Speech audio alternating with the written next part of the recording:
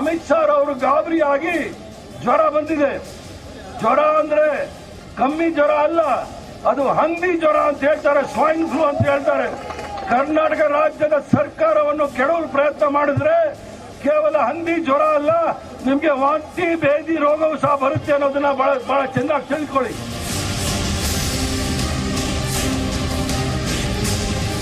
BK Hariprasad जी ने जिस भाषा का प्रयोग किया है वो अपने आप में दिखाता है कि कांग्रेस की संस्कृति कैसी है, कांग्रेस का कल्चर कैसा है। एक तरफ तो राहुल गांधी जी कहते हैं कि कांग्रेस प्यार की पार्टी है, मैं प्यार बांटता हूं, ये प्यार है। इस प्रकार की भाषा, इस प्रकार से बीमारी का मौकरी करना, मजाक उड़ाना, ये हिंदुस्तान की जनता है, बहुत संवेदनशील जनता है, ये सब कुछ देख रही है।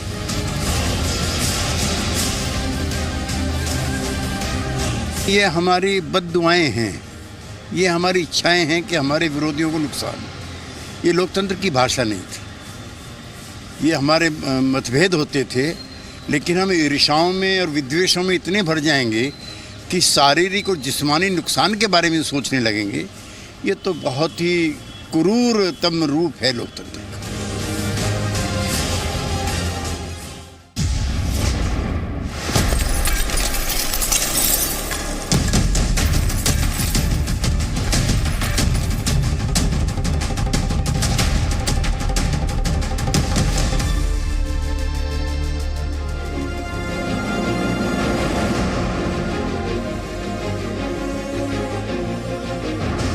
ताल ठोक के इलेक्शन एडिशन सीधे जनता के बीच से, क्योंकि अब नेता नहीं जनता ताल ठोकेंगे और मुंबई से लगभग 200 किलोमीटर का सफर तय करके ताल ठोक के की जी न्यूज की टीम जो है इस वक्त पुणे में आकर मौजूद है। मैं चाहूंगा एक बार जोरदार तालियों के साथ आप सभी अपना ही स्वागत कीजिए। बड़ी संख्या में पुणे के लोग यहां पर आप मौजूद हैं। आप यकीन मानिए आज जो पुणे से आवाज निकलेगी वो बताएगी कि पुणे का मूड क्या है, देश का मूड क्या है और पुणे का युवा क्या सोचता है, यहां का वोट क्या सोचता है। लेकिन देखिए चर्चा क्या रहेगी मैं आपको एक बार जल्दी से बता देता हूं। चर्चा इस बात को लेकर है कि क्या 2019 से पहले कांग्रेस सियासत कर रही है। जी हां, ये सवाल इसलिए उठा है क्योंकि बीके हरिप्रसाद कांग्रेस के बहुत बड़े नेता हैं, राज्यसभा सांसद हैं, महासचिव हैं, इनफैक्ट एआईसीसी में जनरल सेक्रेटरी हैं। इतने बड़े नेता हैं लेकिन भाषा बहुत ही गिरी हुई, आपत्तिजनक और बेहूदगी वाली भाषा का इस्तेमाल किया गया अमित शाह के लिए। राजनीति में सियासी तलखी अपनी जगह, लेकिन जब आप निजी टिप्पणी करें और इतना गिर जाएं तो सवाल उठते हैं। अमित शाह को लेकर, अमित शाह को स्वाइन फ्लू है और आप सभी जानते हैं और हम सभी अपनी राजनीतिक विरोध अपनी जगह, तलखी अपनी जगह, लेकिन उनके जल्द स्वस्थ होने की कामना इर्रिस्पेक्टिव ऑफ पॉलिटिकल लाइंस हर कोई कर रहा है। लेकिन कांग्रेस के नेता बीके हरिप्रसाद साहब कह रहे हैं कि यह सुअर का बुखार है, अभी और गंभीर बीमारी होगी अगर कर्नाटक को हाथ लगाए, मतलब स्वाइन फ्लू और जो डोमेस्टिक पॉलिटिक्स है उसको जोड़ रहे हैं उससे। उसको लेकर उन्होंने कहा कि यह कोई ऐसा वैसा बुखार नहीं है बल्कि सुअर का बुखार हो गया। और अब भी उन्होंने कर्नाटक सरकार को, अमित शाह को बुखार आ गया है, कोई ऐसा वैसा बुखार नहीं है, उन्हें सुअर का बुखार आ गया जिसे स्वाइन फ्लू कहते हैं। अगर अब भी कर्नाटक सरकार को गिराने की कोशिश की तो दूसरी बीमारी भी हो जाएगी। ये कोई पहली बार नहीं है, क्योंकि नीच पॉलिटिक्स का पूरा दौर हमने देखा था मणिशंकर अय्यर की तरफ से। अब नीच पॉलिटिक्स में हारे तो क्या अब ये बीमार सियासत के सहारे, ये सवाल रहेगा। और पुणे का वोटर क्या सोचता है, क्या वाकई में मोदी को गाली देने से, अमित शाह के लिए इस तरह का शब्द का इस्तेमाल करने से वोट मिलता है क्या विपक्ष को, ये सवाल रहेगा। याद कीजिए मनोहर पर्रिकर भी बीमार हुए थे, उनको लेकर भी बताया था कि कुर्सी से चिपके हुए जोंक हैं ये, उनको लेकर भी बहुत ही बदजुबानी की गई थी, आपत्तिजनक शब्दों का इस्तेमाल किया गया था। इसी के इर्द गिर्द बहस करेंगे 2019 के मद्देनजर। और पुणे की सीट खासकर बहुत इंपॉर्टेंट है क्योंकि पुणे की सीट से अनिल शिरोले साहब सांसद है यहां से, जो कि पिछली बार 2014 में 3 लाख से ज्यादा मतों से जीते थे। बहुत हाई पॉलिटिकली सेंसिटिव सीट है, तमाम पार्टियों के लिए हाई प्रोफाइल सीट है।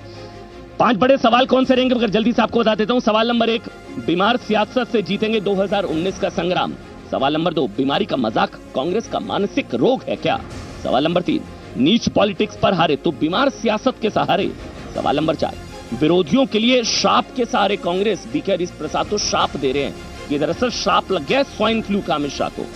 और सवाल यह भी कि 2019 में मिलेगा कांग्रेस की गाली संस्कृति का जवाब। क्या पुणे का वोटर जवाब देगा इस तरह की अगर गाली दी जा रही है प्रधानमंत्री को, अमित शाह को, और आपकी पॉलिटिकल विचारधारा अपनी जगह, लेकिन इस तरह के शब्दों का इस्तेमाल नहीं होना चाहिए। बहरहाल एक बड़ा पैनल मेरे साथ है, मैं चाहूंगा जोरदार तालियों के साथ स्वागत कीजिए। अंकुश काकड़े साहब हैं जो कि एनसीपी के प्रवक्ता हैं, मेरे साथ संदीप खाडेकर हैं जो कि बीजेपी के उपाध्यक्ष हैं। संदीप जी आपका स्वागत। मेरे साथ संजय काकड़े साहब जो कि राज्यसभा सांसद हैं, बड़े नेता हैं। अंजुम इनामदार साहब ऑल इंडिया एमआईएम के नेता है, और संजय भोसले जो कि शिवसेना के नेता है। आप सभी का बहुत बहुत स्वागत। और राष्ट्रीय प्रवक्ता हमारे साथ शहनवाज हुसैन साहब भी जुड़ चुके हैं। शहनवाज हुसैन साहब, पहला रिएक्शन मैं आप ही से ले लेता हूं, फिर मैं इन सबके पास आऊंगा। और आपकी आवाज यहाँ पुणे के लोग भी सुन रहे हैं। सवाल यही सर, राजनीतिक विरोध अपनी जगह, इतना थोड़ी ना गिर जाएंगे राजनेता। मैं कांग्रेस के नेताओं से भी मैंने बात की, विपक्ष से मैंने बात की, वो मुझे 10 बयान गिनाने लग गए कि भैया हमने थोड़ी ना शुरुआत की है। शुरुआत तो वो लोग कहते हैं, उन लोगों को कितने बयान है। क्या वोटर के बीच क्या मैसेज जाएगा जब ये बद्दुआ, श्राप, स्वाइन फ्लू, ये सब बातें होंगी? देखिए, कांग्रेस पार्टी भाषा की मर्यादा तोड़ रही है। कितना गिरेगी कांग्रेस? समुंदर की गहराई से भी नीचे चली गई है कांग्रेस। क्या ये कोई भाषा होगी? किसी दल के राष्ट्रीय अध्यक्ष अगर वो बीमार हैं, स्वाइन फ्लू है, उनको बुखार उसका है, वो अब स्वस्थ हैं, मैं बताना चाहता हूं पुणे की जनता को भी, और वो आराम फरमा रहे हैं क्योंकि इसके बाद डॉक्टर आराम की सलाह देता है। जब भी किसी भी दल के नेता बीमार हों तो लोग संवेदना व्यक्त करते हैं, लेकिन ये तो दुश्मनों से भी बुरा व्यवहार कर रही है कांग्रेस। जिस तरह की भाषा बोली गई है इसकी मैं घोर निंदा करता हूं, और मैं मानता हूं कि कांग्रेस इससे अपना जमीन खो रही है। कभी वो प्रधानमंत्री जी के लिए इस तरह की भाषा बोलती थी, कभी नीच कहा, कभी दिग्विजय सिंह ने उनकी तुलना रावण से कर दी थी, राहुल गांधी जी ने खून की दलाली कह दी, सोनिया गांधी जी ने जहर की खेती कह दी, एक बार उनको गंगू तेली कह दिया गया, और उनके बारे में ऐसी बातें कांग्रेस ने की। एक बार मनीष तिवारी ने उनकी तुलना दाऊद इब्राहिम से कर दी, अर्जुन मोरवाडिया ने उनकी तुलना अफजल से कर दी, फिर कांग्रेस के एक नेता ने उन्हें बदतमीज और नालायक कहा। हमने सब बर्दाश्त किया है क्योंकि जनता ने इसका जवाब दिया है। और पिछले विधानसभा के चुनाव में गुजरात में शहनवाज हुसैन साहब वहां से भी लिस्ट आ जाती है, कवर कर रहे थे, विपक्ष की भी लिस्ट आ जाती है। शहनवाज हुसैन साहब नीच कह दिया, विपक्ष की भी लिस्ट आ जाती है, वो मुझे गिना देते हैं कि ये बयान है भाई। और मैं आज कह दूं, से लेकर पता नहीं क्या क्या कहा गया भाई, वायरस कह दिया। और आज नरेंद्र मोदी जी पर टिप्पणी करते करते जब अमित शाह जी एम्स में भर्ती हैं, तो आपके पास 2 शब्द संवेदना के नहीं हो सकते, तो इतने मत गिर जाइए, राजनीति के स्तर को इतना मत गिराइए कि देश की जनता ये जाने। अरे अपने दुश्मन से के बारे में भी इस तरह की बात नहीं करते, जिस तरह की बात आज कांग्रेस के नेता ने की है। हम जानते हैं राहुल गांधी जी का बयान आएगा कि मैं उनके बयान से सहमत नहीं हूं। आपको याद होगा अमन जी, आपके प्रोग्राम में ही जब ये कहा गया था, मणिशंकर अय्यर ने नीच कहा तो राहुल गांधी ने उनको सस्पेंड कर दिया था, और बाद में फिर से सस्पेंशन वापस करके पार्टी में ले आए। मैं मानता हूं जिस तरह की भाषा आज बोली है कांग्रेस ने, इसका जवाब शहनवाज हुसैन साहब मैं आपके पास आऊंगा। ठीक जी, ठीक है। मेरे साथ अंकुश काकड़े साहब है जो कि एनसीपी के प्रवक्ता है। पहला सवाल आपसे इसलिए क्योंकि कांग्रेस नहीं है, शायद आप ही बुझाएंगे उनको। मेरा सवाल यह है, गले मिलो, लगो और गाली दो। राहुल गांधी तो गले लगे थे ना, मेरे को याद है जहां तक संसद में वो कह रहे थे कि भाई राजनीतिक विरोध अपनी जगह, जाकर प्रधानमंत्री को उन्होंने गले लगाया था। एक तरफ गले और दूसरी तरफ गाली। सर, वोट मिलता है गाली देने से मोदी को या अमित शाह को इस तरह से? बोलिए सर, आवाज आ रही है आपकी, बोलिए बोलिए। भारतीय जनता पार्टी के अध्यक्ष श्रीमान अमित शाह जी के बारे में कांग्रेस के जो सांसद जिन्होंने जो लफ्ज निकले है वो गलत है, उसका मैं निषेध करता हूँ। लेकिन ये पहली बार हुआ नहीं है। आज शहनवाज खान साहब ने जो सब कांग्रेस की लिस्ट दी, शहनवाज हुसैन ने, मेरे पास भी भारतीय जनता पार्टी के अनेक सांसदों की लिस्ट है। कंपटीशन हो रहा है क्या ये गालियों का? वो गलत है, लेकिन जब मैं तुम्हारे स्पर्धा है, मैं तुम्हारे ऊपर अंगुली दिखाता हूँ। मेरी गाली, मेरी बुरी थी, तेरी अच्छी थी, तेरी अच्छी थी, मेरी बुरी थी। तुमने मुझे पूछा है, मुझे बोलने देंगे कि तुम्हारे चलने देंगे? सर मैं काउंटर तो पूछूंगा ना आपसे। मैं जब तुम्हारे ऊपर अंगुली दिखाता हूँ तब 4 उंगलियां मेरी बाजे में भी आती है। जी, और दूसरी बात रही, दुर्भाग्य है देश के प्रधानमंत्री सांसद में रेणुका चौधरी के बारे में क्या बोले थे, आप भूल गए? नहीं तो इसलिए जायज है ये। नहीं, तुम जब दूसरे के ऊपर बोलते हैं कि तुम ऐसा करते हो, खुद क्या करते हो? आप गिना रहे हैं तो आप बता रहे हैं कि और मैं क्या बोलते हैं, कहा इसलिए हमने मैं कहा। परमेश्वर से प्रार्थना करते हूँ कि अमित शाह जी की तबीयत जल्दी से जल्दी ठीक हो। लेकिन अगर मगर अभी परंतु उनका जो सब लगाएंगे अब। स्वाइन फ्लू हो गए वो निकलने चाहिए, लेकिन जल्दी भारतीय जनता पार्टी को स्वाइन फ्लू होने वाला है। ये जल्दी लो, ये भारत की जनता जो है उसका जवाब देने वाली है। ठीक, 2019 में हिंदुस्तान की जनता इनको फिर से एक बार घर पे बिठाने वाली है और देश का स्वर्णिम इतिहास लिखने वाली है। मुझे ये लगता है कि इसलिए इनके पैरों तले जमीन खिसक गई है और ये जो भी बेलगाम है उस तरह के आरोप करने लगे हैं। आपने अभी कहा था कि राहुल गांधी जी ने नरेंद्र मोदी जी को गले लगे हैं और अब गालियां बक रहे हैं, लेकिन गले लगने के बाद राहुल जी ने क्या किया था? उन्होंने आंख मारी थी। ये हिंदुस्तान की संस्कृति नहीं है। जिस तरह की आंख मारी थी ये हिंदुस्तान की संस्कृति नहीं है। मैं अंकुश जी को यहाँ यह बताना चाहता हूं कि आपके नेता शरद पवार जी ने ही सबसे पहले कांग्रेस छोड़ी और वो इसलिए छोड़ी कि एक विदेशी मूल के मुद्दे पर छोड़ी है। इसलिए आप यहाँ कांग्रेस की साइड मत लीजिए, आप यहाँ पे हमारे साथ रहिए। आप संस्कृत हैं, आप अच्छे नेता हैं, आप पूना के साथ रहिए। मुझे भारतीय जनता पार्टी की कोई जरूरत नहीं है। संजय काकड़े साहब, मुझे लगता है वो लिस्ट गिनाने लग जाते हैं आप। मुझे लगता है कि हरिप्रसाद ने जो बात की है वो कहनी नहीं चाहिए थी। और आज जो देश में 70% यंग जनरेशन है जो यहाँ सामने सब बैठे, उनको इन बातों से कुछ लेना देना नहीं है। ये लोग नहीं चाहते कि कौन किसको क्या बोलता है। इनको चाहिए अच्छे संस्कार चाहिए, इनको जॉब चाहिए, इनको नौकरियां चाहिए, इनको पेट्रोल सस्ता चाहिए, इनको मस्जिद से कुछ लेना देना नहीं है। मुझे लगता है ये चैनल हो या हम लोग हो या मीडिया हो या ये ऐसे हरिप्रसाद जैसे नेता हो भटक गए सब।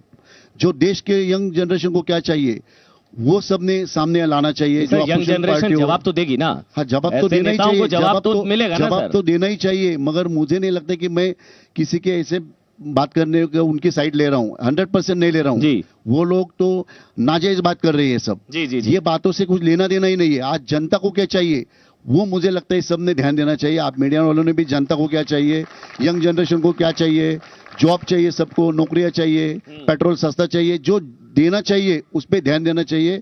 अपना देश उन्नति कैसा करे ये देखना चाहिए, ना कि ऐसी फालतू बातों पर समय गलाना चाहिए। ठीक है, अंजुम इनामदार साहब, गाली देने से वोट मिलता है? देखिए, बोलिए, आपकी आवाज आ रही है, बोलिए। ये जो वक्तव्य किया गया है हरिप्रसाद के माध्यम से जी, ये वास्तविक में इसको जितना निंदा किया जाए उतना कम। ठीक, मगर सिर्फ आप उनका माइक एक बार ले लीजिए, आप उनका माइक ले, संजय काकड़े जी का माइक ले लीजिए। हेलो जी। मगर इसका दूसरा पहलू भी हमको देखना बहुत जरूरी है। जिस तरह से भारतीय जनता पार्टी के माध्यम से आरोप प्रत्यारोप किए जाते हैं, गाली गलौज की जाती है, उसी तरह कांग्रेस के माध्यम से भी की जाती है। आप सारे जायज क्यों ठहरा देते हैं? बात जायज और नाजायज के लिए, कई मामलों के अंदर बीजेपी को हमको देखने मिला कि एकदम नीचे स्तर पे जाके बात की है। ये ऊपरी स्तर की बात है। आपको ये बात की मैं जानकारी देना चाहता हूँ। यूपी के एक मिनिस्टर ने महिलाओं को कब्रिस्तान से निकालकर उनका रेप किया जाए, इस किस्म का स्तर जो गिर रहा है ये हमारे देश के लिए बेहतर नहीं है। हम लोग जानते हैं कि जब तक एक अच्छा वर्ग, पढ़ा लिखा आदमी, समझदार आदमी, संतों और महापुरुषों की विचारधारा को समझने वाला आदमी, इस मुल्क से वफादार करने वाला आदमी जब तक के संसद में नहीं जाएगा, असेंबली में नहीं जाएगा, इस किस्म की भाषाएं हमारे देश के अंदर होती रहेंगी और ये हमारे लिए ठीक नहीं है, देश के लिए ठीक नहीं है। ठीक है, संजय भोसले साहब, आज मुद्दे पर तो आप बीजेपी के साथ है, कम से कम। हम बीजेपी के तो साथ है, लेकिन पहले बात मतलब जो हरिप्रसाद जो सांसद है उन्होंने जो ये बात जो की है स्वाइन फ्लू के बारे में, उसका पहले सर्वप्रथम मैं पार्टी के वजह तरफ से मैं निषेध करता हूं। कोई भी बीमारी हो, वो बीमारी हर किसी को आ सकती है, वो कुछ बोल के नहीं आती है। लेकिन किसी को बीमारी आने के बाद उसके ऊपर बोलना, उसके ऊपर टिप्पणी करने से कोई वोट कम नहीं होता है। आज जो भी सांसद हो, अभी 3 महीने के बाद ये इलेक्शंस है और जो काम किया है, जो सांसद ने काम किया है वो जनता के सामने जाएगा, वोट मांगेगा, जनता होशियार है, उसको जरूर जिताएगी। लेकिन ऐसा किसी के ऊपर गलत गाली गलौज करके कहना और किसी का दरअसल संजय जी, मैं ये इसलिए पूछ रहा हूं क्योंकि एक लंबी फहरिस्त है। मतलब ये स्ट्रेटेजी भी हो सकती है। बोटी बोटी जिसने करने की बात की प्रधानमंत्री की, उसको यूपी में उपाध्यक्ष बना दिया गया इमरान मसूद। यहां तो इनाम मिलता है गाली देने का ना कांग्रेस पार्टी में, और एक लिस्ट इतनी लंबी है। खड़गे साहब ने हिटलर का, जिग्नेश मेवाणी ने नमक हराम का, संजय निरुपम ने अनपढ़ गवार निकम्मा का, मोदी की मां, मोदी के पिता को लेकर टिप्पणी की गई, नीच, मौत का सौदागर, बंदर, भस्मासुर, पागल, कुत्ता, गंगू तेली, बेनी प्रसाद, सलमान खुर्शी, जयराम रमेश। सर पूरी पार्टी है, आप बताइए ना, पूरी पार्टी हालत पे कब आते हैं जब सामने वाले को जब डरते हैं।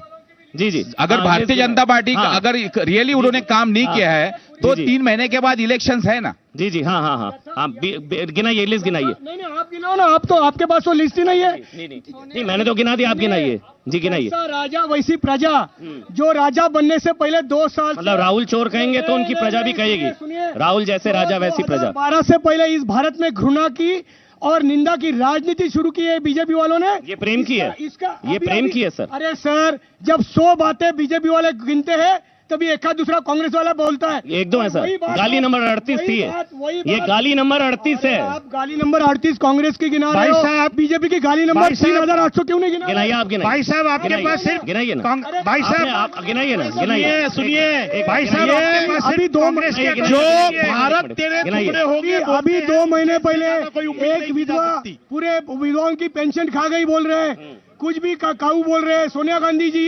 जब अमेरिका में अपना खुद का इलाज करने जाती थी, उसके खिलाफ भी गंदी गंदी बातें की। कितनी ये झूठ बोल रहे हैं, ये झूठ बोल रहे हैं। इस तरह की बात भारतीय जनता पार्टी के किसी नेता ने दादा परदादा बिल्कुल झूठ बोल रहे हैं आप जी।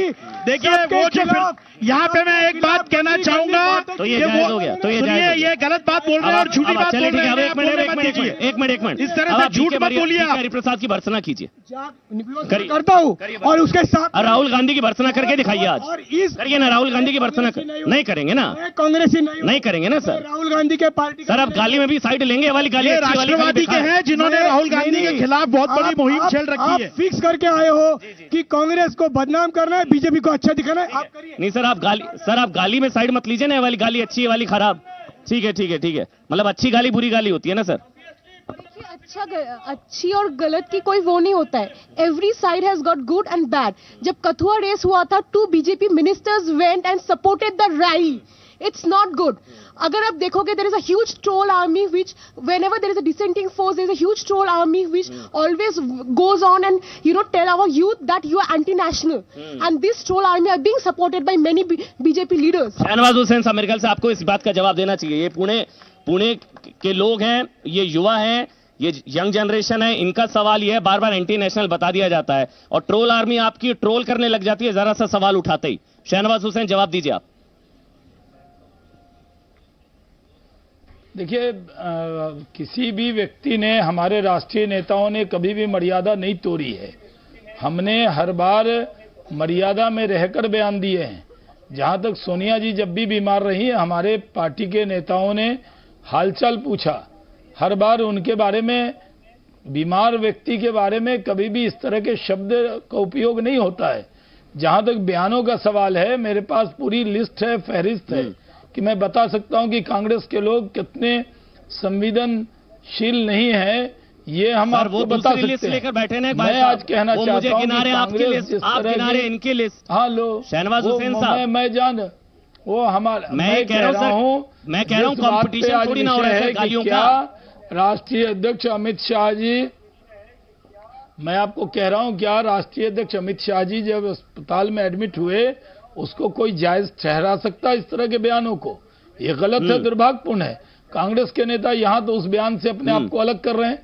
जब प्रधानमंत्री नरेंद्र मोदी जी के लिए गुजरात के चुनाव में मणिशंकर अय्यर ने नीच कहा तो निंदा तो बाद में ले लिया। सहमति होती है, टैक्टिकल है। अच्छा, अमित शाह से जलन है। कांग्रेस को जिस तरह से चुनौती अमित शाह जी से मिली है, हसद है, उनको लगता है ये अमित शाह जी को तो जेल भेज दिया था इन्होंने, तो अमित शाह जी पर फंसाने का काम किया था इन्होंने।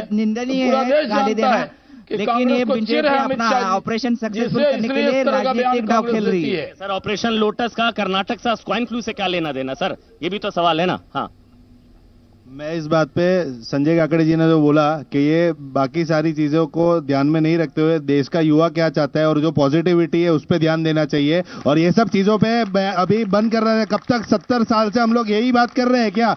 ये ऐसे नेताओं को जो पॉजिटिविटी की तरफ लेके जाना चाहता है देश को, उसकी तरफ ध्यान दीजिए और देश को आगे बढ़ाइए। बिल्कुल, गालियों से पॉजिटिविटी थोड़ी ना आएगी, और गालियां अगर आप दे रहे हैं जल्दी सर, भारत के प्रधानमंत्री को, ईमानदार प्रधानमंत्री को चौकीदार को चोर कहते हैं, ये अच्छा नहीं है। और राहुल गांधी जो बोलते हैं बाहर जाके कि इंडिया ऐसा है वैसा है, तो क्या लेंगे राहुल गांधी से हम उसके उम्मीद? ठीक है और कोई हाँ जल्दी प्रधानमंत्री बाहर जाके भारत ने 70 साल में कांग्रेस ने कुछ नहीं किया। एक बार एक्शन ले लूं, फिर मैं आप ही के पास आऊंगा। सर, राम मंदिर का मुद्दा एक छेड़ा हुआ है, इन्होंने अब तक राम मंदिर का नहीं हुआ है, और मुंबई में आप जवाब देंगे, हम सुनेंगे आपका जवाब सुनेंगे। मुंबई में अभी तक ये शिवाजी महाराज के नाम से ये वोट मांगते हैं, ये शिवाजी महाराज के नाम से वोट मांगते हैं, ये कब तक ऐसे वोट मांगते रहेंगे? बोलने दीजिए, इस तरह से नहीं, आप वोटर से मत लड़िए, ऐसा युवा है मत लड़िए ना, बात रखने दीजिए, फिर आप जवाब दीजिएगा। ये 5 साल पहले भी वैसे ही लड़े थे, इन्होंने इलेक्शन में शिवाजी महाराज का मुद्दा उठाया, श्री राम मंदिर का मुद्दा उठाया, ये ऐसे ये कब तक? तो निर्माण कार्य पर रोक लगी है सुप्रीम कोर्ट के आदेश के बाद, शिवाजी महाराज के हम जो 212 मीटर स्मारक बन रहा है, मुद्दा लेके आए हैं। मोदी जी ने जो करके दिखाया 48 महीने में, वो 60 साल में कांग्रेस नहीं कर पाई। हम विकास में बात करना चाहते हैं। आज ये खबर है, ये सवाल पूछ रहे हैं आपसे, हमारे सवाल एक मिनट सवाल लीजिए ना, सवाल उठाया है राम मंदिर के, उसका जवाब जरूर बनेगा। देश का बाबा साहेब अम्बेडकर का स्मारक अभी तक देश का विकास करना चाहते हैं। आराम से मैं आ रहा हूँ सबके पास। सर, इनका सवाल ये है, राम मंदिर तो छोड़िए, शिवाजी महाराज का जो स्मारक बनना उस पर भी रोक लग गई है, डॉक्टर बाबा साहब जवाब दीजिए ना। देखिए, सुप्रीम कोर्ट के अंदर जो हुआ हमारी योजनाएं देखिए, मोदी जी ने इस देश के हर तबके के लिए सुप्रीम कोर्ट के आदेश के बाद पीडब्ल्यूडी मिनिस्ट्री की तरफ से निर्माण कार्य पर रोक लगा दी गई। मुझे भी पता, आपको भी पता है। एनवायरमेंटल क्लियरेंस का आपको सुप्रीम कोर्ट के सामने रखा गया। अब वो मुद्दे के ऊपर सरकार अपना क्लियरेंस देगी। एनवायरमेंटल क्लियरेंस मिलने के बाद छत्रपति शिवाजी महाराज का स्मारक बनेगा, और जरूर बनेगा। पहले क्यों नहीं ली एनवायरमेंटल क्लियरेंस?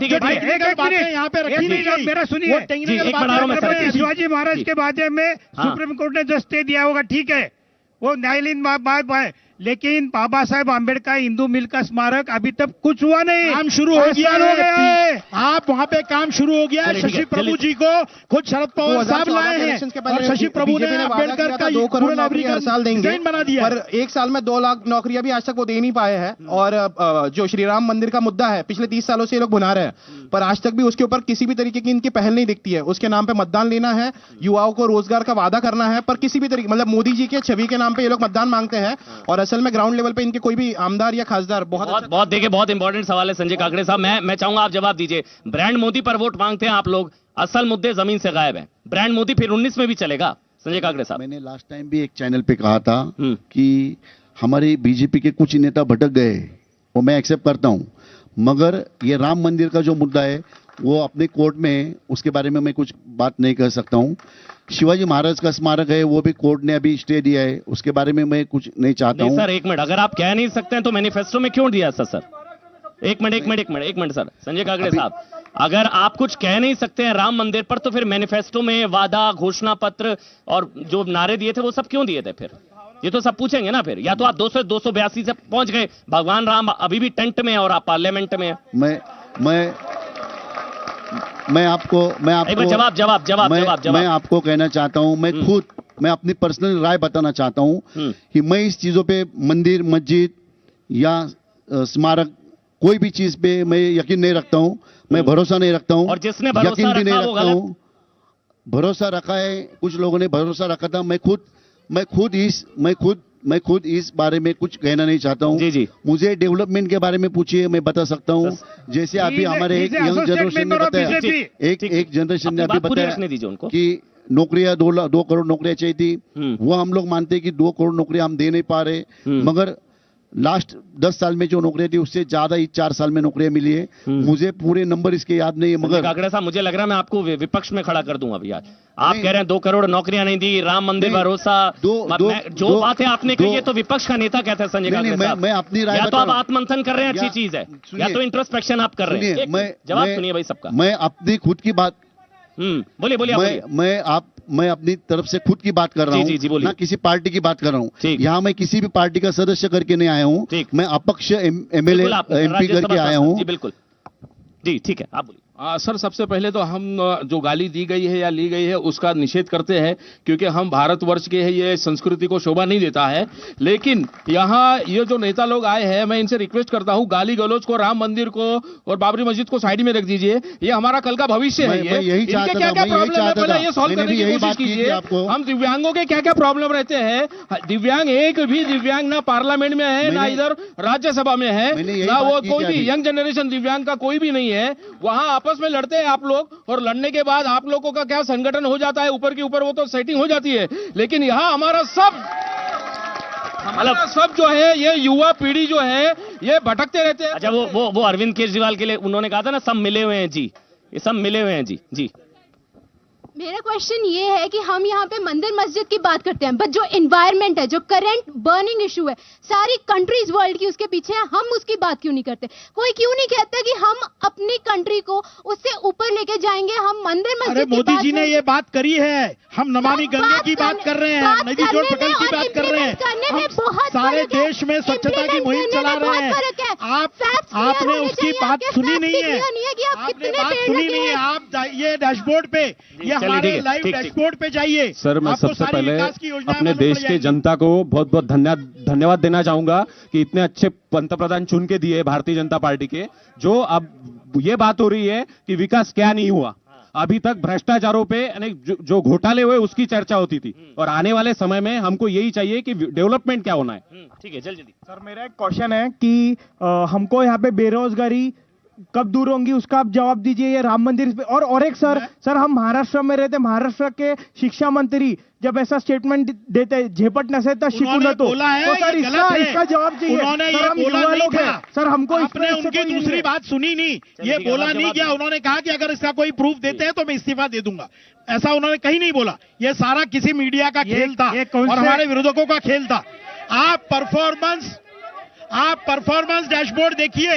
अगर आपको विकास पे बात करनी है तो परफॉर्मेंस डैशबोर्ड देखिए आप। जी। आपको परफॉर्मेंस डैशबोर्ड के ऊपर जो 48 योजनाओं में कितने करोड़ लोगों का फायदा हुआ है वो देखने को मिलेगा। ये पहली सरकार है जिसने परफॉर्मेंस डैशबोर्ड दिया है। जी ठीक है, चलिए। सर, मेरा प्रश्न सारे के सारे राजनीतिक दलों और पूरे देश की मीडिया से भी है कि क्या हमारे देश की डेमोक्रेसी इस लेवल तक आ गई है कि इसने ये गाली दी और इसने ये आरोप प्रत्यारोप किया? हमारा क्या लेवल यही रह गया है? Is this the level of democracy? देश पूरी दुनिया की सबसे बड़ी जो हमारा लोकतंत्र है, क्या जिसने जो गाली दी है और प्रत्यारोप है यही चला रहेगा? तो गाली देने वालों को चुनेंगे क्या? ये भी तो सवाल है, गाली देने वालों को चुनेंगे क्या? मैं जो इन्होंने कहा है मैं उस बात से बिल्कुल एग्री करता हूं कि क्या हमारे देश की राजनीति का स्तर इतना गिर गया है कि ये गाली देने के ऊपर एक नेशनल इशू, सोशल इशू बनाया जा रहा है? क्या ये एक सोशल इशू है?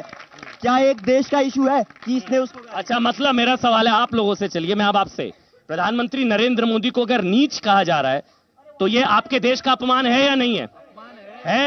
है या नहीं है?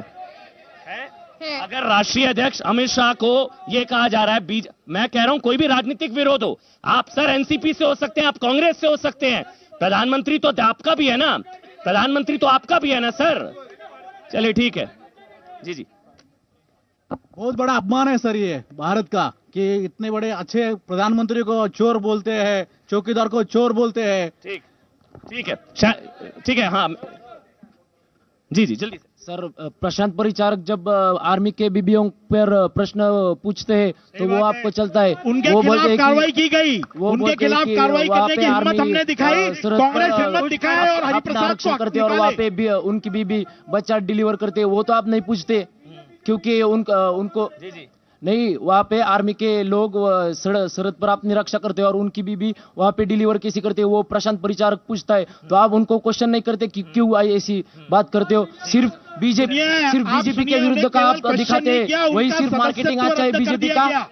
चलिए सर, मैं भाजपा से वो पूछना चाहता हूँ, ये हिंदुत्व के नाम पे सरकार आई थी, राम मंदिर नाम पे ये लोग आए थे, और अभी तक ये लोग झूठे वादे देते आ रहे कि राम मंदिर बनते आएगा। हम अयोध्या से आए और यही पूछना चाहते हैं कि राम मंदिर कब बनेगा, और अपने झूठे वादे बंद कर दो अपने। ठीक है, शहनवाज हुसैन, हिंदुत्व और राम मंदिर पर तो आ गए, 19 में वापसी मुश्किल है, यहाँ के युवा कह रहे हैं ग्राउंड इश्यूज पर जाना पड़ेगा, ब्रांड मोदी भी शायद नहीं। देखिए का यूथ,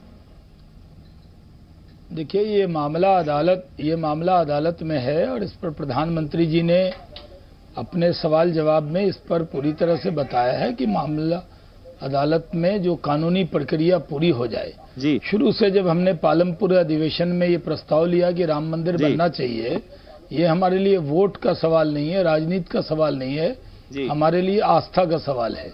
पूरा देश चाहता है कि राम मंदिर का निर्माण जल्द से जल्द हो जाए, क्योंकि ये मामला सुप्रीम कोर्ट में है, उसमें सुनवाई हो रही है, तो इंतजार करना चाहिए।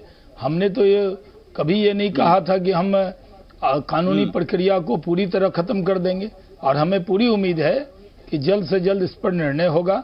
जहां तक हम लोगों का सवाल है, हम गाली गलौज पे डिबेट नहीं कर रहे, हम तो चुनाव के मैदान में विकास के मुद्दे पर ही जाएंगे। हमने काम किया है और काम करके दिखाया है, कुंभ मेला जो और ये जो विकास की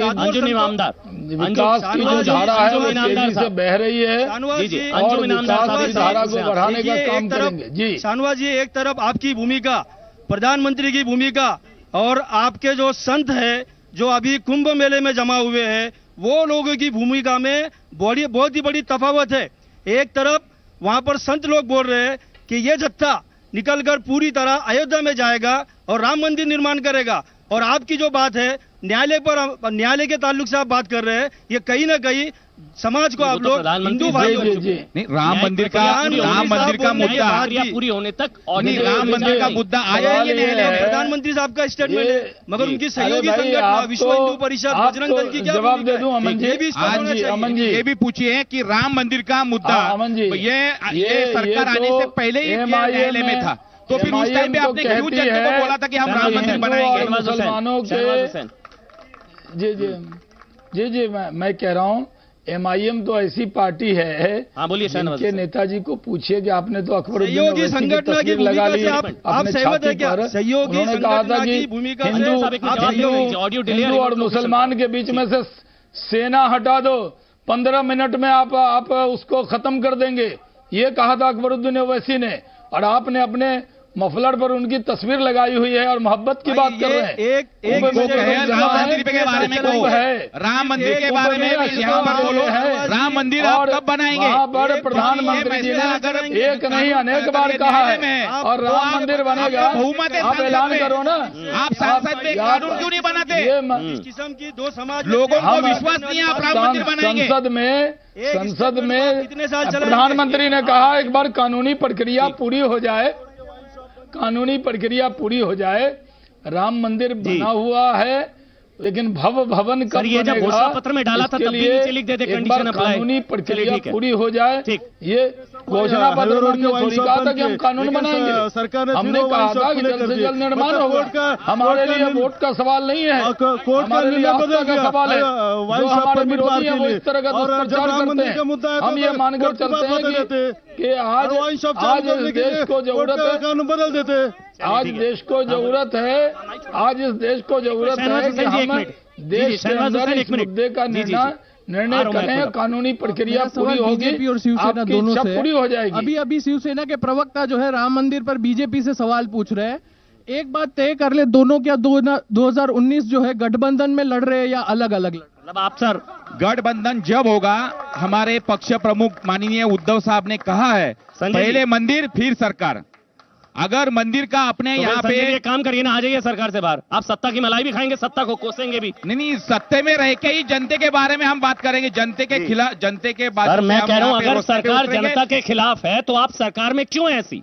ये गवर्नमेंट सत्ता की मलाई भी खा रहे हैं और सत्ता को ये गवर्नमेंट आने के पहले इन्होंने मोदी जी ने जो यहाँ पे जनता के लिए बोला था कि हम राम मंदिर बनाएंगे, जो निर्णय वो दोनों लेंगे, बड़े नेता निर्णय लेंगे, ये निर्णय तब तक आप गाली खाते रहेंगे, नाम ले सकते हैं। तब तक आप गाली खाते रहेंगे मुखपत्र सामना में। एक बात जरूर है कि शिवसेना का हमारा जो गठबंधन रहा है वो पिछले 30 साल से रहा है, ये किसी स्वार्थ का गठबंधन नहीं है। और मुझे ये लगता है कि इसके बारे में निर्णय करने का अधिकार यहाँ उद्धव साहब को है और अमित शाह जी को है। तब तक आप गाली खाते रहेंगे सामना में। अरे उनको देखिए, निचले स्तर के कार्यकर्ता क्या बोलते हैं, इससे हमें कोई बड़ा फर्क नहीं पड़ता है। सामना में निचले स्तर का थोड़ी ना लिखता है, हम सामना में निचले स्तर का थोड़ी ना लिखता है। सर सुनिए, मैं कह रहा हूँ आप तब तक गाली खाते रहेंगे। नहीं, गाली क्यों खाएंगे, हम उनको जवाब दे रहे हैं। जिस तरह से गाली दे रहे हैं हम लोग, कहा है बीजेपी अध्यक्ष अमित शाह ने क्या कहा, सामना का क्रश कर देंगे, निपटा देंगे। अलग लड़े, साथ लड़े तो ठीक, अलग लड़े तो निपटा देंगे। वो इतना बड़ा इश्यू है कि जिसपे बड़े लोगों को बोलने दीजिए। मुझे यहाँ पे विकास के मुद्दे पे बात करनी है, मुझे यहाँ पे गाली गलौज के मुद्दे पे बात करनी है, मुझे यहाँ पे बात करनी है इस देश के युवा के भविष्य के बारे में, अभी बात करनी है इस मुद्दों के बारे में कि हमारा देश आगे कैसे बढ़ेगा। एक मिनट एक करके सबको बोलने का मौका दीजिए। संजय काकड़े साहब, ये तो सियासी नूरा कुश्ती है ना, दोनों की, दोनों मिले हुए हैं। अभी तो पुणे सीट को लेकर भी, यहाँ जहां हम खड़े हैं उस सीट को लेकर भी कहा जा रहा है कि शिवसेना यहाँ से भी उम्मीदवार उतार सकती है। काकड़े साहब को पहले बताइए कि वो सहयोगी सदस्य है या नहीं है। जी क्या है वो जवाब वो इंतजार करते हैं अपनी बारी का। एक मिनट, ये दोनों की कुश्ती चल रही है और काकड़े साहब रेफरी है उसके। संजय काकड़े साहब, मुझे लगता है ये गठबंधन की बातें जो है उद्धव ठाकरे साहब के लेवल पे है और अमित शाह जी और नरेंद्र मोदी के लेवल पे है। ये हम लोग बहस करने के लिए यहाँ तक ठीक है, इसने ऐसा कहा उसने ऐसा कहा, मगर लेकिन ये इन्होंने सवाल पूछा ना, आप देखिए वो सरकार में भी हैं और सरकार को कोसते भी हैं, वो सत्ता में और अपने आप को कोसते हैं। नहीं, वो तो मैंने कन्वीनियंस पॉलिटिक्स होगी ना। हमें नहीं कोस रहे हम, पॉलिटिक्स तो कन्वीनियंस कहते हैं। जनता की मांग है, मुझे जनता को अगर अपने बीजेपी जनता के खिलाफ है तो वो पूरा होना चाहिए। जनता के खिलाफ है, उनके साथ में रह के उनको याद दिला रहे।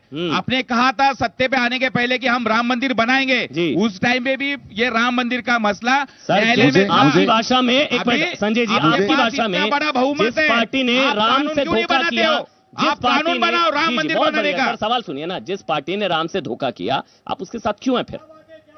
हम 5 साल, अभी सुनो, पहले ही हमारे पार्टी के प्रमुख जो है माननीय उद्धव साहब ने, उन्होंने कहा है पहले मंदिर फिर सरकार। अभी इलेक्शन में और 3 महीना बाकी है। ठीक, मुझे ये भी सर आपको 4.5 साल बाद याद आया आपको? मुझे लगता है कि हमने आज की जो डिस्कशन है वो राम मंदिर और गाली गलौज से बाहर निकलनी चाहिए। और बोलिए। मुझे लगता है ये डिस्कशन राम मंदिर और गाली गलौज से बाहर जाके नए यंग जनरेशन को क्या चाहिए उस पे हम अगर डिस्कशन करते हैं तो बहुत अच्छा रहेगा। सर 2014 में बीजेपी आई थी, सबका साथ सबका विकास, विकास की बातें बहुत हुई थी, कांग्रेस ने कुछ नहीं करा। अब 2019 में फिर से चुनाव है, विकास की बातें नहीं है, कुछ नहीं है, विकास ना दिखाने के लिए ना बातों में है। अब जो है मुद्दा वो है राम मंदिर का मुद्दा। राम मंदिर का मुद्दा सर लोगों का नहीं है, राम मंदिर का मुद्दा सिर्फ राजनीति का मुद्दा बन चुका है जो लोगों को बहकाने के लिए है और कुछ भी नहीं रहा। ना विकास दिखाने के लिए, ना विकास बातों में, अब कहीं नहीं है, सिर्फ टेम्पल पॉलिटिक्स हो रही है सर इस टाइम पे, सिर्फ टेम्पल पॉलिटिक्स। बिना सांस लिए 40 सेकंड लगातार बोलेंगे जी, लिख के आए थे। सर संजय साहब कहते हैं कि राम मंदिर बनाएंगे, राम मंदिर भी बनाएंगे, पेट्रोल के प्राइसेस भी बढ़ाएंगे, पर लड़कियों को सुरक्षा नहीं देंगे, यूथ को जॉब नहीं देंगे, बाकी बस राम मंदिर जरूर बनाएंगे। तो ऐसा तो नहीं संजय काकड़े साहब, इतनी नाराजगी भांपते हुए आप थोड़ा सा पाला बदल रहे हैं, मूड बदल रहे हैं? नहीं, ऐसा कुछ नहीं है। नाराजगी भांप लिया आपने। मैंने पहले स्टार्टिंग में ही मैंने बोला था कि यंग जनरेशन को क्या चाहिए उसके बारे में हम डिस्कशन करते हैं। ठीक, एक और सवाल जी। क्या गाली देने का कोई भी जस्टिफिकेशन हो सकता है? चाहे वो 100 लोग आकर बोले, चाहे वो एक इंसान बोले, गाली देना गलत है। और क्या संस्कृति और शालीनता का इंडियन पॉलिटिक्स से कोई संबंध नहीं है? बिल्कुल। और कोई जी? सर मैं बोलना चाहूंगी कि ये जो गालियों की राजनीति चल रही है, आई थिंक हम अपने मॉरल और अपने सेल्फ वैल्यू खो बैठे हैं। मेरे लिए मेरा नेशनल फ्लैग एंड मेरे पीएम मेरा अभिमान है, क्योंकि वो एट ग्लोबल लेवल पे मुझे प्रेजेंट करते हैं। 2019 के बाद अभी जैसे मोदी जी को बोल दिया गया, जब उन्होंने बोला मैं देश का चौकीदार हूँ, उन्हें बोला गया कि आप चोर हो और देश के ठेकेदार हो। सर मोदी जी मुझे रिप्रेजेंट कर रहे हैं तो वो मेरा अभिमान है। बट 19 के बाद अगर राहुल जी हमारे पीएम बनते हैं तो सेम रिस्पेक्ट मेरे मन में राहुल जी के लिए भी होगी। तो अंकुश काकड़े साहब, मेरे ख्याल से आपको ये चीज समझनी चाहिए, आप जो गाली देते हैं ये मोदी को नहीं, ये देश के प्रधानमंत्री को कहते हैं और देश को गाली देते हैं। अगर नरेंद्र मोदी को नीच कहा जा रहा है तो देश के प्रधानमंत्री को कहा जा रहा है, ये यहां का युवा कह रहा है। शी इज एब्सोल्युटली करेक्ट, लेकिन हाँ बोलिए आप बोलिए अंकुश जी। लेकिन जी पिछले 70 साल में भारत ने कोई प्रगति नहीं की। जो प्रगति की है वो बतानी चाहिए। तो पीएम नीच हो गया? नहीं मैं सुनो तो फिर सही। सर बाहर जाके बोलते कि 70 साल में कांग्रेस ने कुछ नहीं किया, कांग्रेस ने कुछ नहीं किया। और राहुल गांधी ने भी बोला, राहुल गांधी ने ये भी बोला कि चौकीदार चोर है। कब बोला? जब तक वो राफेल के बारे में कुछ एक्सप्लेनेशन नहीं देते। वो तो मिशेल मामा ने बता दिया साबित हो गया कोर्ट से राफेल घोटाला है। लेकिन सुप्रीम कोर्ट ने जेपीसी को उन्होंने जेपीसी का गलत रिपोर्ट उन्होंने सुप्रीम कोर्ट में दाखिल किया। जेपीसी का रिपोर्ट गलत दाखिल दिया और सुप्रीम कोर्ट को गुमराह कर दिया उन्होंने। चला रहेगा तो एक मिनट जो हुआ है ना कोर्ट को गुमराह कर दिया हो जा रहेगा, लेकिन विकास का है और रोजगार का है। कांग्रेस में कहा विकास है, सब बोलते हैं कि राजकारणी का बात थी और 30 साल चलेगा, लेकिन विकास बहुत मस्त है। विकास का है, रोजगार का है, सिर्फ आरक्षण नहीं बांटते रहे। रोजगार और विकास के लिए ध्यान देना चाहिए। कांग्रेस में कहा विकास है, इसीलिए आप डैशबोर्ड देखिए, आपको विकास क्या हुआ है पता चलेगा। सर 23 घंटे पहले राहुल गांधी जी ने ट्विटर पे डाला है, I am upset to your Arun Jaitley is not well, we fight him on daily basis for his idea, however I and the Congress party send him our love and best wishes. इसके बारे में आप कुछ क्यों नहीं बोलते? सर ये ट्वीट करने के बाद कहेंगे प्रधानमंत्री चोर है। कहां पे क्या कुछ कहा नहीं? आपको पता है ये सर आप ये समझते नहीं, यही पॉलिटिक्स है, यही पॉलिटिक्स है जी।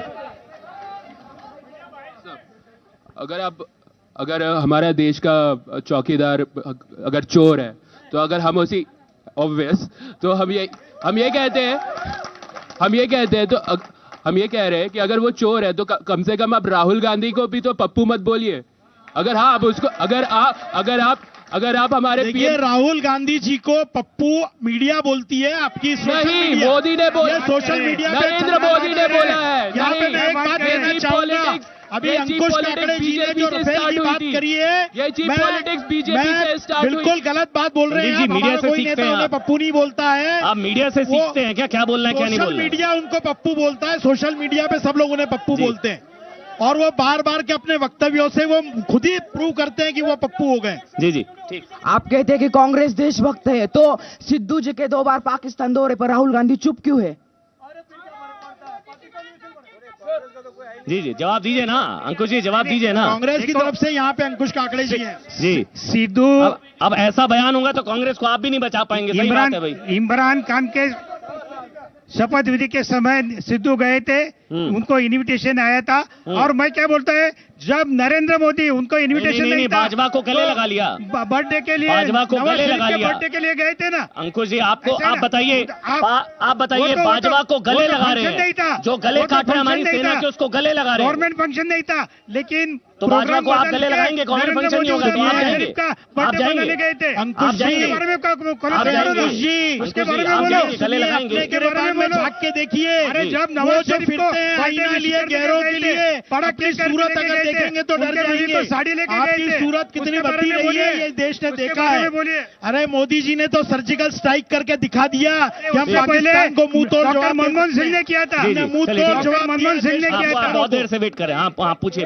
एक सवाल मुझे पूछना है, 2 करोड़ रोजगार हर साल देंगे बोलने वाले मोदी जी, इस साल का रिपोर्ट है 1 करोड़ 9 लाख नौकरियां देश की चली गई है। इस पर कुछ बोलेंगे नहीं आप? युवाओं को जिसका सबसे ज्यादा सब्र है उस बात के लिए आप कोई बात ही नहीं करोगे। ये छोड़ दो, राम मंदिर मस्जिद नहीं चाहिए, रोजगार के बारे में बोलो, हाथ जोड़ के विनती है। 1 करोड़ 9 लाख रोजगार नॉट अ जोक, चले गए लोगों। चलिए ठीक है। सर मैं ये कहना चाहता हूँ कि रक्षा की सुरक्षा की व्यवस्था की ना बात करो, अश्वमेध यज्ञ ये अश्व छोड़ लेने दो, वायदे निभाएंगे, गरीबी भी हटाएंगे, पर पहले एक दूसरे के सर फोड़ लेने दो। आज हमारी जो है ये डेवलपमेंट के बारे में बिल्कुल भी बात नहीं की जा रही है। अनएम्प्लॉयमेंट इतनी है, डेवलपमेंट के बारे में, एम्प्लॉयमेंट के बारे में बात क्यों नहीं की जाती है? 3 तलाक के बारे में बात नहीं की जाती है। चलिए ठीक है, बहुत बहुत शुक्रिया सर, बहुत बहुत शुक्रिया आप सभी का, और आपका बहुत बहुत शुक्रिया समय नहीं था ताल ठोक के में मेरे साथ जुड़ने के लिए।